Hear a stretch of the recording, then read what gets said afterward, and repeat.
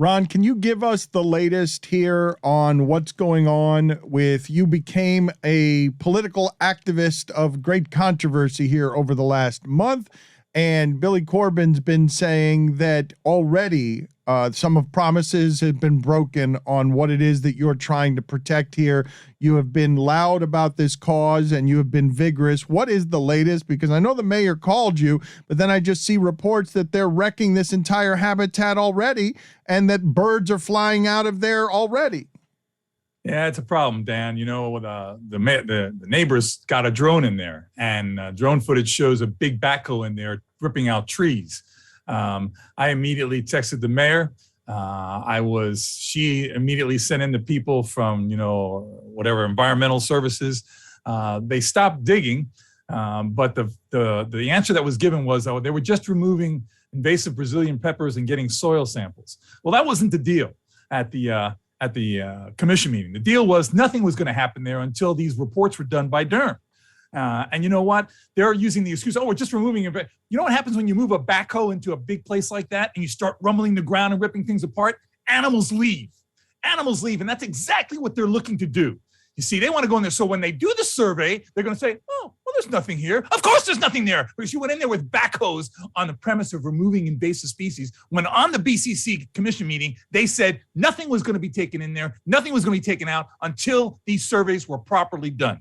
So this is just, I'm telling you, Dan, I never got into this political thing, but we are in a political cesspool right now. I am so fed up with what I'm seeing going on, and people need to be fed up, because I think I'm a firm believer that when the people lead, the leaders will follow, even though I use the term leaders very loosely here. Yes, they've gone in there. They're starting to dig. They've supposedly stopped now. It's going to be controlled by Durham, but I don't trust anybody anymore. Okay, let's backtrack for a second, because the people who have been listening to this segment for a long time really love Ron Magill, and his cause is a pure one. He just wants to keep the animals safe. He is not interested in any of the angling and grifting that Miami people seem to always be doing around the power. So, Ron, given that you already made a mess at a city commission meeting where you were allowed to speak for only a minute, and developers paid in the audience were there to make sure that this happened, can you take us through the backstory for people who haven't been with us, what it is that you're trying to protect here and what people can do now to get behind you? Because you're saying you're going to need to lead here, Ron, because you're going to have to fly drones over that place again and again to make sure that these people aren't like harming precious resources here in South Florida. That's the bottom line. You know, we had a golf course. A golf course was bought out by a potential developer. He bought it for $2.7 million, rock bottom price for 168 acres in prime Kendall habitat, and then wanted to get the covenant that was on that property lifted. This covenant forbade any kind of development. It was supposed to remain green space. But to get that covenant lifted, he had to have 75% of the people who had property right adjacent to that golf course agree to it. He offered them $50,000 a piece. They all said no. He took them to court. He lost when he sued them. But in the process of losing, it gave him the door to open up to have a confidential settlement, of which we found out, after not being so confidential, that some homeowners got paid up to $300,000 a piece to sign that covenant. So he got the covenant lifted. And I wanted to know, for the record, a lot of those people who signed the covenant to get it lifted and got their $300,000 have since sold their homes and gotten out of Dodge. Okay. So what you do is you had basically 100 plus people dictating what was going to be a community for well over 1,000 people or 1,000 homes. And this was just, to me, it looked like a bribe to me, but I guess it's legal. And then what happens is you have the big developer come in there, and he sold that property that he bought for $2.7 million once he got the covenant lifted for $32 million. Plus 35% interest in building this home development where they want to put 550 homes on this 168-acre golf course. Come on, guys. And I'm talking 550 single-family homes in a place that's so already congested. And this golf course is a rookery for birds. It's a habitat for life, for all kinds of wildlife. And this was brought up. Fish and Wildlife has already officially declared that rookery a rookery for threatened species of birds. So the whole thing came up in the BCC, the Board of County Commissioners, and they said, okay, we're going to approve this, but nothing can be done until all these surveys are done. And those were the promises that were made. And then all of a sudden, 2 weeks later, boom, they got a drone finding a backhoe buried in the center of this, ripping all the trees out and scaring anything that's over there away. All right, what can we do though, Ron? What can we do? Because Daniela Levine Cava called you, and it's still happening. Like, it's already happening, and you shouldn't be out there with a drone that trying to govern the premises here just to prevent developers from breaking promises. Like, you shouldn't have to do that yourself. So what can the listeners do? I really don't know. Get on social media, get with the board, the county committee. At the end of the day, this is where local elections really count, Dan. I hope all these people remember this with the commissioners who voted for this. I must give respect to Mayor Cava, because she is not for this. I can tell you, she voted against it when she was a commissioner, but she knew there's no way she could get the votes. Doing a veto would have done nothing other than delay this further. So she knew she didn't have the votes there. Her fight is with the urban development boundary. The urban boundary development line. Okay, she knows she's got to fight these commissioners. She needs to win that war, because that's the kiss of death. If they start extending that boundary into the Everglades, this is just a small scab. I mean, it's huge to us who live in the community, and it's huge to this wildlife, but this is just a small battle. She knew she had to go on to fight this war, to win this war. Trust me, she's against this. She's sick about this. But she really didn't have a choice there. That's the way the politics work, and that's unfortunate. But people need to vote, man. I got to tell you, Dan, it sounds so cliche-ish and so. I hate politics. It's such a cesspool. But I'm going to be out there making sure I vote against everybody who voted for this thing. Greg, what do you have for Ron Magill?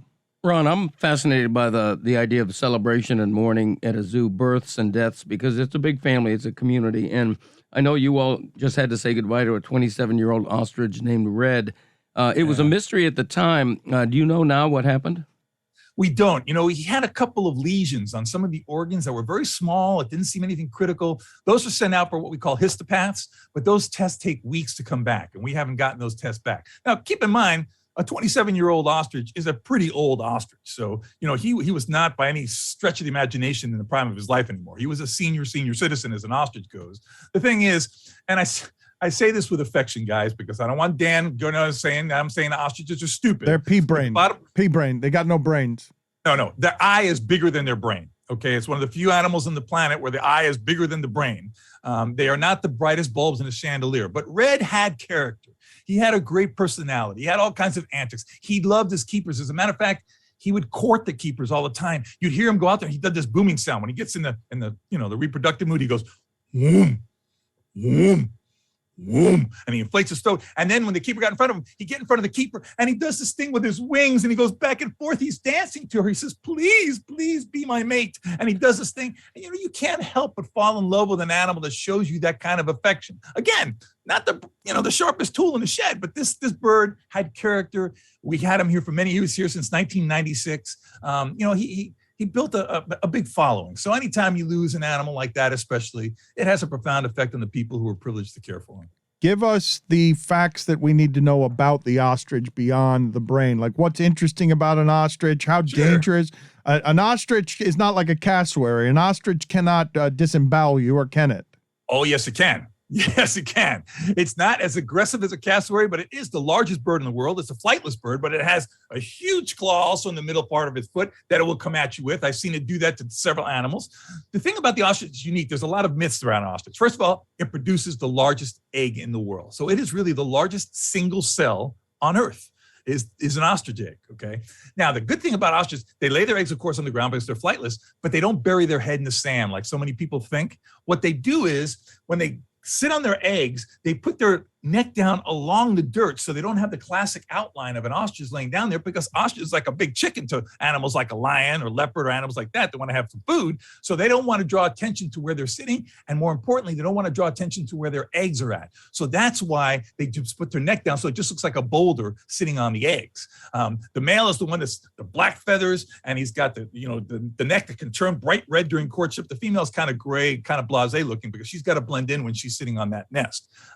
Very fast birds. They can approach 40 miles an hour running. So they're incredibly fast. They might not be able to fly, but they're really fast. Ostrich meat was for a long time considered the next white meat. There are a lot of people who tried to raise them here in the States. They started ostrich farms, but they were epic failures. It was too expensive to try to keep them as healthy as they needed to be to raise that for the next meat. But they do use ostrich skin. I'm sure people have seen the ostrich skin boots and things like that. They're very popular that way. And of course, ostrich feathers are the original feather duster.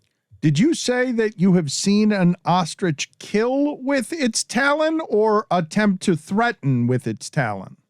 I didn't see it kill, even though I wouldn't be surprised if the animal died. It was a hyena that was going after an ostrich. And that ostrich ran and just hit it, and it cut it. It wasn't a huge cut, but the hyena, collapsed. It did eventually get up and limp away, but I would not be surprised if that hyena later died from internal injuries. When you say that the ostrich shows you affection, what would you say is the animal that melts you the most with its affection? I know you had that kind of relationship with your dog, but at the zoo, not with a pet, just something that gives you such an affection, or a species that's so affectionate that it would melt anybody. It's this one chimpanzee named Samantha. She's 51 years old. She really doesn't like most people at all, but for whatever reason, she loves me. And every time I see her, I call her and I do a hoot panic. And she does that back. And she pants back and she hugs herself and she looks at me and she just is so happy. And when I go see her behind the scenes, she'll back up to me so I can groom her, and that's a very complimentary thing that a primate does when they back up so that you can groom them. It's something that's very socially bonding for the animal. That's special to me because, like I said, she doesn't like most people, but for whatever reason, she likes me. As a matter of fact, she was gravely ill a year or so ago, and she was so depressed and so down that the veterinarians actually called me to see if I could go back there to see her. And when she saw me, she livened right up. She and she got, and she recovered from her illness. And they said it had a lot to do with her mental state of mind, which I'd like to believe I helped contribute to improve. You saved it, is what you're saying. Yeah. I'm not saying I saved it. I'm saying I made her feel better and gave her a reason to feel better. That's pretty cool, though. Were you going to visit every Amazing. day, or how were you doing that? I hadn't heard you tell that story before, and it's a cool story. I will not make fun of that because, Ron, you do some things here at the zoo where your love for these animals is real. The connection is real. There are emotions in it for you. You are burying more of them that you had relationships with because you've been at the zoo for a long time. And so I can't even imagine. I can't believe that you hadn't mentioned Samantha before now, or that relationship. Well, Samantha is a very special chimp. There's no question about it. And I did visit her often. As a matter of fact, when she was feeling down and I had to go out of town, I was traveling, there's a life-size cutout of me here on zoo grounds that they actually put behind her exhibit, and she would sit there and just look at it. Okay. So it's one of these things where, listen, I don't want to give the wrong impression. All animals don't love me. The female tigress hates me with a passion. She sees me and she wants to kill me instantaneously. So I'm not like Mr. Likeable. I don't want to come across this image of, oh, Ron's like everybody's happy animal. No. There are some animals here that absolutely despise me, but there are some that for whatever reason really like me too.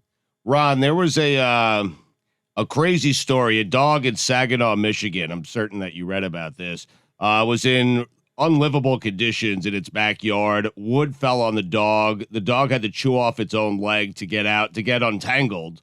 And a lot of people are outraged. A, they're helping the dog online, but B, they think the owners of the dog should face some sort of penalty, possibly even jail time. Do you agree?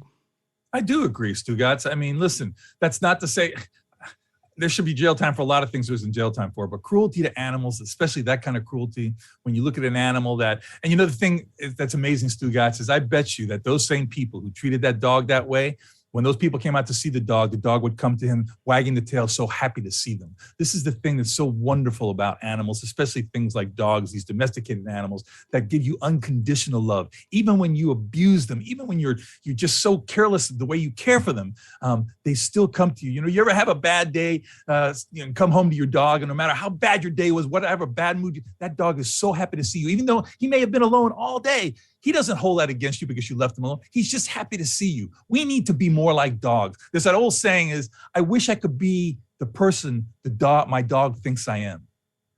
Roy, what do you have for Ron Magill? Ron, at Yellowstone, the national park is planning on relocating, slaughtering, and upping the hunting on 900 bison because there's a bacterial disease spreading throughout the population. Is that the right way to go? Is that normal? And, unfortunately it is. It's kind of like almost a triage approach. You've got to go in there and stop this infection. It's almost like a cancer, Roy. And that's hard for me to put. It's like, if somebody has a cancer in their leg and they say, listen, we're going to have to amputate your leg. to save the rest of your body. These types of diseases, hoof and mouth disease, can spread through a park like a plague and wipe out an entire population. So they need to excise that population as quickly as possible. I know it sounds horrible, and it is by no means something that makes me happy or I feel good about, but I understand why it has to be done. Again, the best analogy I can give you is that, you have cancer and it's a part of your body that has to be removed to save the rest of your body. He is a bit of a modern day Tarzan. He has relationships and a fluency with these animals that is super unusual. If you want to help him conserve and protect the animal kingdom that he so loves and cares for, his endowment, his substantive endowment, you can give to it. I know, Ron, that they continue to, every time you see me, every time you tell me somebody else from our audience is moved by the amount of time you've been doing this for us, and they want to help you help the animals because that help is real.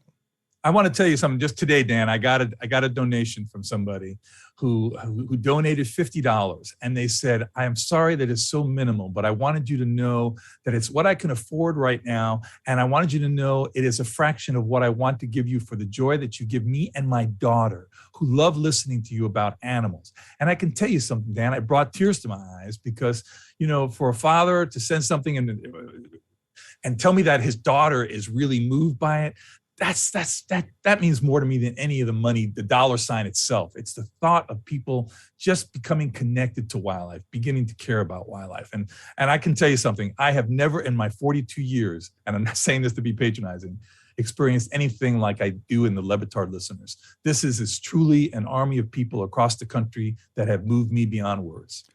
That is sincere from I him. just got goosebumps. Yeah. But watching Mario Cristobal's press conference. you're watching it right now. All right, Ron. Jackass. Good talking to you. We gotta go. We gotta all run to the television. Oh, See you go later, you, Ron. baby. Go you. Take care, guys. Bye.